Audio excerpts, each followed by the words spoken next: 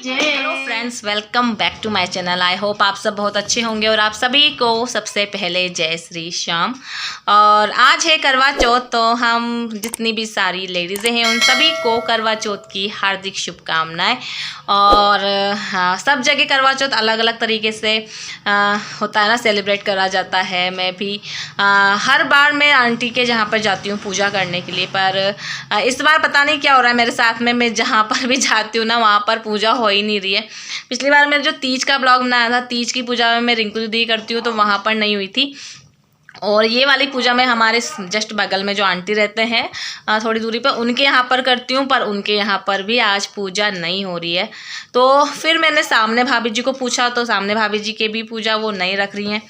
तो फिर मुझे लगा कि फाइनली भगवान चाहते हैं, माता रानी चाहती हैं कि मैं आज घर पर ही पूजा करूँ। और देखिए मेरी कुकर में सीटी भी आ गई है।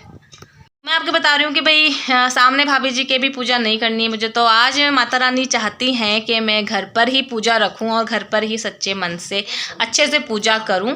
तो बस मैं आज घर पर ही करवा चौथ की पूजा करूँगी। और हमारे यहाँ से ना चंद्रमा नहीं दिख पाता है, क्योंकि सब घरों की लंबाई ऊपर हो चुकी है और हमारा थोड़ा नीचे हो गया है घर, तो हमारे यहाँ से नहीं दिखता है चंद्रमा। पर देखते हैं, अगर मैं वीडियो बना पाई तो मैं ज़रूर आपको दिखाऊँगी। चंद्रमा को अर्घ देते हुए भी वीडियो लूँगी आज का। और मैंने अपने हेयर वॉश कर लिए थे। एक्चुअली क्या है ना, जितनी भी बड़ी पूजा होती है ना, सारी बड़ी पूजाओं में हमारे यहाँ पर सिर से अपना हेयर वॉश करना ज़रूरी होता है। तो मैंने आज भी अपने हेयर वॉश वगैरह कर लिए थे सुबह के टाइम। और ये देखिए मेरी मेहंदी, मैंने आपको कल लगाते हुए दिखाई थी। आज ये देखिए मेरी अच्छे से रच गई है मेहंदी। और होता है ना, एक हाथ में तो हम लगा ही नहीं पाते हैं, बस यही वाला मैं। और ये भी आज मैंने दिन के समय में लगाई है ये वाली मेहंदी, क्योंकि टाइम ही नहीं मिलता। और रात में ये जो वो वाली मेहंदी मैंने लगाई थी, उसको मेरे को लगाने में 11 बज गए थे। 11 बजते 11 बज गए, इतनी देर टाइम में ही मुझे निकल गया। तो फिर अभी दिन में मैंने ये वाली मेहंदी लगा ली थी। तो चलिए अब थोड़ी सी पूजा की तैयारी कर लेती हूँ। खाना भी मुझे बनाना है और उसके बाद तैयार भी होना है, बहुत सारी चीज़ें करनी है आज। तो आज का वीडियो प्लीज़ एंड तक ज़रूर देखिएगा। तो मैं जल्दी से आ गई थी किचन में, और आज मैं अपना ब्लॉग सुबह से स्टार्ट जल्दी से कर ही नहीं पाई थी, पर फिर अब लगा कि नहीं, फटाफट से अभी ब्लॉग स्टार्ट कर देती हूँ, नहीं तो मेरा रह ही जाएगा। तो यहाँ पर मैं आटा लगा रही हूँ अपने कत बनाने का। जैसे दाल बाटी कत बनते हैं ना, तो वो मैं बनाऊँगी। दाल बाटी तो मैं हमेशा बताती हूँ आपको, और कत मैं आज स्पेशल बना रही हूँ, क्योंकि चौथ के दिन ज़्यादातर हमारे यहाँ पर कत बनती है। और लगता है क्योंकि सर्दियों की भी एटलीस्ट शुरुआत हो गई है, तो दाल बाटी कत का एक कॉम्बिनेशन बहुत अच्छा होता है सर्दियों के हिसाब से भी। और यहाँ पर मैं दोनों को ओवन में सेक लूँगी। बाटी भी सिक रही है और कत के लिए भी जो मैंने बाटियाँ बनाई है ना चपटी वाली, उनको मैं सेक लूँगी। और यहाँ पर मैंने दाल के तड़के की तैयारी भी कर रही हूँ एक तरफ। तो मैं जल्दी से फटाफट से अपना खाना पूरा रेडी कर लेती हूँ, और उसके बाद मैं मिलूँगी आपसे थोड़ी देर में ही। सो गाइज़, मैं आपको दिखा देती हूँ मैंने खाने में क्या क्या बनाया है। और मेरा खाना बन करके रेडी है। और आजकल मेरे पैरों में काफ़ी ज़्यादा दर्द रहता है, इसके चलते ना मुझे खड़े होने में बहुत ज़्यादा प्रॉब्लम होती है। पर क्या करें, काम तो एटलीस्ट करना ही पड़ता है। खाना तो बनाकर खाना ही पड़ेगा। तो मैंने अपना खाना बना लिया है, और मेरे ढेर सारे जो बर्तन हो गए थे वो भी मैं अभी आपको थोड़ी देर में दिखाऊंगी। कितने सारे बर्तनों को भी क्लीन कराए, क्योंकि जब भी हम इस तरह का कोई भी खाना बनाते हैं तो इतने सारे ढेर बर्तन हो जाते हैं ना हमारे, कि मैं क्या बताऊँ, मेरे साथ तो एटलीस्ट होता ही है ये।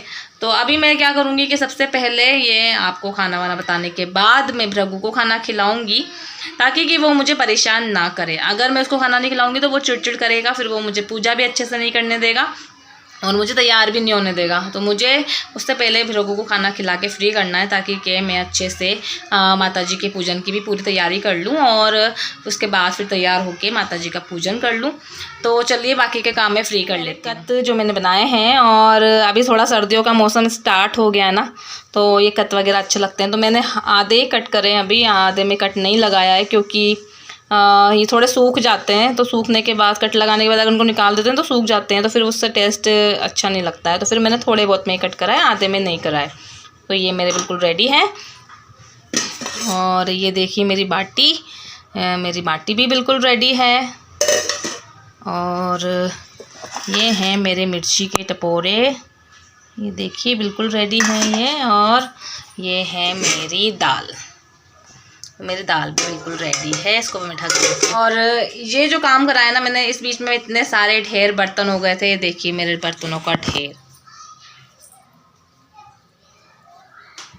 तो ये सारे बर्तन क्लीन करे मैंने। अब अभी तो मेरा थोड़ा किचन काउंटर भी साफ़ करना बाकी है। तो बस अब मैं सबसे पहले प्रभु को खाना खिला देती हूँ, तो उससे क्या होगा ना, मैं एटलीस्ट थोड़ा फ्री हो जाऊँगी। उसके बाद मैं तसल्ली से सारे काम निपटाऊँगी अपने।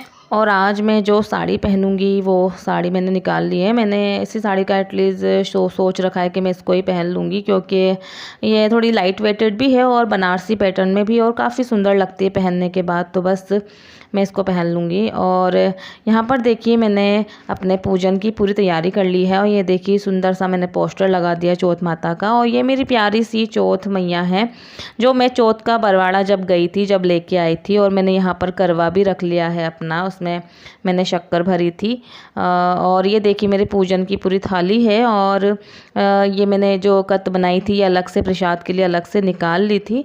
और ये मेरा पूरा सुहाग का सामान है जो मैंने कलपने के लिए रखा है, कि जो भी आपकी श्रद्धा अनुसार आप कलप सकते हैं। तो यहाँ पर मैं क्या करती हूँ ना, मैं हमेशा ये एक ब्लाउज पीस होता है और पूरा सुहाग का सामान होता है। उसमें तो आपको सबको पता ही है कि भाई बिंदी होती है, रबड़ बैंड होता है, चूड़ी होती है, और कुमकुम, मेहंदी, कांच, कंगा, काजल, आपकी श्रद्धा अनुसार पैसे होते हैं, ये सब कुछ होता है। तो देखिए मैं बिल्कुल रेडी हो गई हूँ और ये वाला लुक रखा है मैंने। और सिंपल साड़ी पहनी है आज, ज़्यादा हैवी नहीं है कुछ ऐसी। और ये थोड़ी सी बनारसी पैटर्न में है साड़ी। और ये मेरे चूड़ियाँ। और मैंने ना इस बार जो लाइनर लगाया थोड़ा सा अलग तरीके से लगा लिया है। थोड़ा सा बाहर निकाल दिया है हल्का सा, थोड़ा सा घर में ट्राई कर लेना चाहिए एटलीस्ट। तो बस अब मैं पूजन करने बैठ जाती हूँ। टाइम बता देती हूँ, 8 बज गए हैं, बिल्कुल टाइम बज चुके हैं 8, शायद 8:30 का टाइम है चंद्रमा का, 8:30 या 8:45 समथिंग चंद्रमा निकल जाएगा। आधे घंटे में मेरी पूजा भी हो जाएगी। हाँ, तो बस अब मैं पूजा कर लेती हूँ, उसके बाद मिलती हूँ आपसे।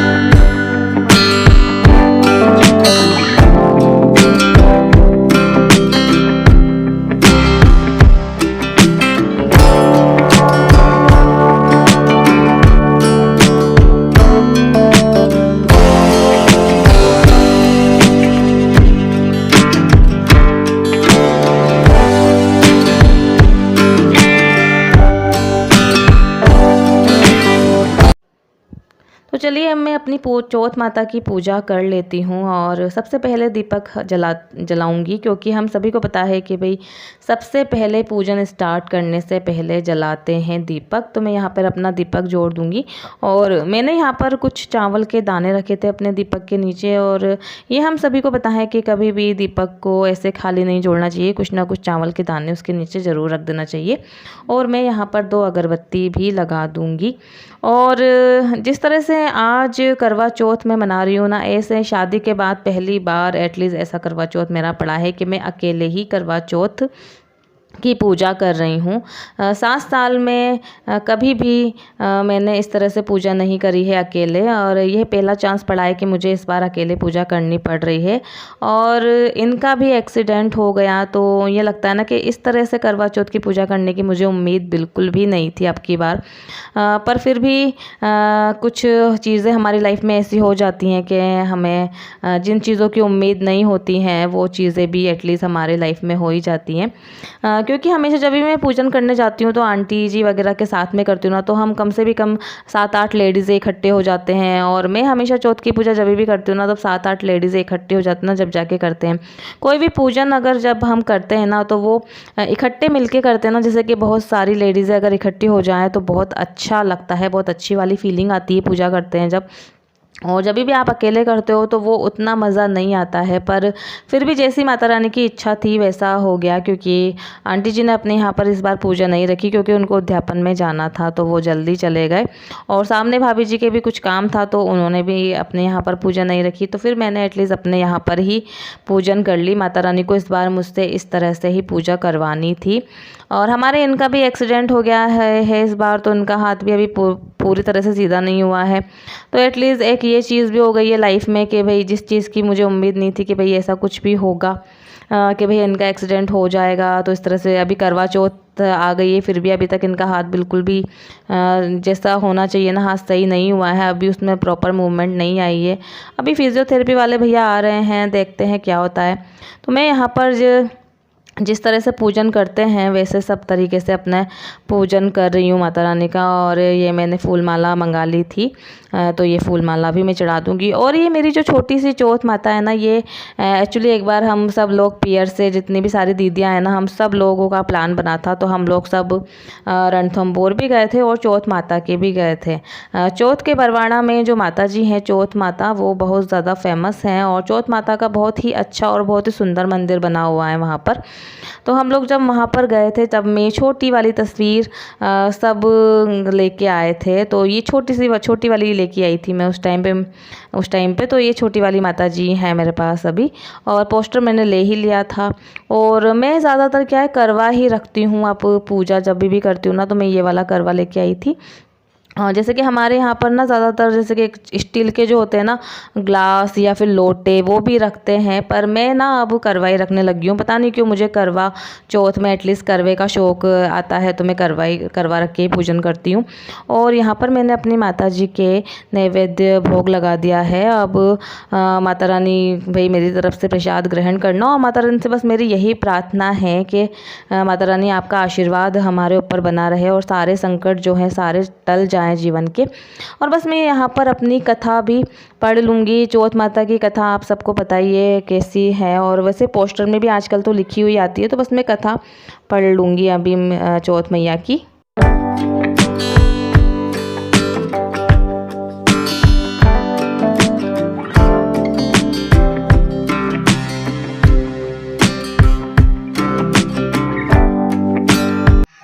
पार्वती पितामह वान चढ़े पुष्प चढ़े और चढ़े मेवा, लड्डुअन को भोग लगे सब सेवा, अंधन को आँख देते कोड़न को काया, महाजन को पुत्र देते। और मैं जब भी चौथ की पूजा करती हूँ ना, तो ये गणेश जी की आरती ही करती हूँ ख़ास तौर से। और जब भी हम गणेश जी तो हमेशा चौथ माता के साथ में ही होते हैं, और चौथ मैया की तो कोई आरती स्पेशल है नहीं, तो मैं गणेश जी की आरती ही करती हूँ जब भी चौथ का व्रत करती हूँ। तो यहाँ पर मेरी आरती भी बस होने वाली है, समथिंग मेरी जितनी भी पूजा है वो कंप्लीट एटलीस्ट हो जाएगी। तो यहाँ पर मैं साथ के साथ में शीतल आरती भी कर लूँगी। तो यहाँ पर ये एक पिक लेने लग गए थे मेरा, तो मैं उसके लिए थोड़ा सा रुक गई थी। और यहाँ पर मेरी शीतल आरती भी हो गई है। बस मैं अब थोड़ा सा माता रानी को धूप दिखा करके आरती वगैरह ले लेंगे, और दोनों बच्चे भी यहाँ पर दे देंगे ढोक। और भृगु मिष्टी दोनों ना सुबह से डेली की ड्रेस में ही घूम रहे हैं। इन दोनों बच्चों को रेडी करने का मुझे टाइम ही नहीं मिला, क्योंकि सुबह से ही एटलीस्ट बहुत ज़्यादा काम हो जाते हैं, फिर खाना वगैरह भी रहता है, फिर आप सारे दिन भूखे रहते हो ना, तो आपके अंदर थोड़ी सी वीकनेस तो एटलीस्ट आई जाती है, तो फिर आपका मन ही नहीं करता कुछ करने का। तो यहाँ पर मेरी पूजा हो गई है, मेरे अपने जो कलपने का सामान था वो भी कलप दिया है। सो गाइज मैंने अभी अपनी पूजा कंप्लीट कर ली है, और शायद बस अब चंद्रमा भी निकल गया है, क्योंकि मेरे को आवाज़ आ रही है बाहर से कि चंद्रमा निकल गया है। तो मैं जाती हूँ अभी, हमारे छत से तो एटलीस्ट दिखेगा नहीं, पॉसिबल ही नहीं है, पर मैं बगल वाले भाभी जो रहते हैं उनके यहाँ पर जाके पूजा करूँगी अभी। तो देखते हैं, अभी मैं जाके अर्घ वर्घ दे देती हूँ, देखती हूँ चंद्रमा किस तरह से निकला है आज। तो भाई आप लोग भी देख लीजिए चौथ का चंद्रमा, चौथ के दिन किस तरह से चंद्रमा निकलता है। चांद बड़ा ही प्यारा लगता है, और ये चंद्रमा हमारी छत से बिल्कुल भी नहीं दिखते हैं।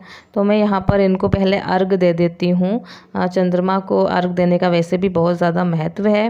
और मैं अभी ना क्या है, हम यहाँ पर भाभी के यहाँ पर आ गए थे जस्ट बगल में, तो इनके छत पे बहुत ज़्यादा अंधेरा हो रहा था, तो सब कुछ ये मान लीजिए बिल्कुल दिख ही नहीं रहा था। ये फ्लैश लाइट वगैरह ऑन करके हमको थोड़ा सा उजाला हुआ, और फिर मैं यहाँ पर ना चंद्रमा की भी पूरे अच्छे तरीके से पूजा कर लूँगी। कुमकुम, लच्छा, चावल और सब कुछ छिड़क के, और इसके बाद में नैवेद्य जो भी हम भोग लगाते हैं वो नैवेद्य भी चंद्रमा के भोग लगा देना चाहिए। और इसके बाद मैं चंद्रमा की कर दूंगी आरती भी कर दूंगी अभी थोड़ी देर में। यहाँ पर देखिए मैं आरती कर रही हूँ। तो समथिंग मेरी पूजा कंप्लीट हो गई है। चंद्रमा की पूजा भी मैंने अच्छे से कर ली है अभी।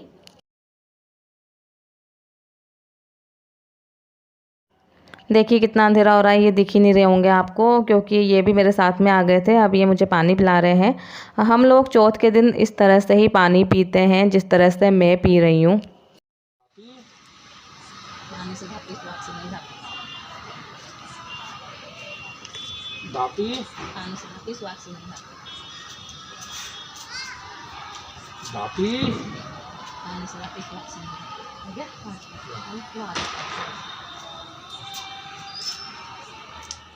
और मैं यहाँ पर इनके लगा दूंगी तिलक, जैसे हर पत्नी अपने पति को लगाती है उसी तरह से। और फिर छीलूंगी इनके पैर थोड़ी देर में ही, और बस इसके बाद हम चले जाएंगे घर पर, खाना वाना खाएंगे। आज का वीडियो कर दूंगी यहीं पर एंड। आप लोगों को पसंद आए तो इसे लाइक एंड शेयर करें, चैनल को सब्सक्राइब करें। Bye bye and take care.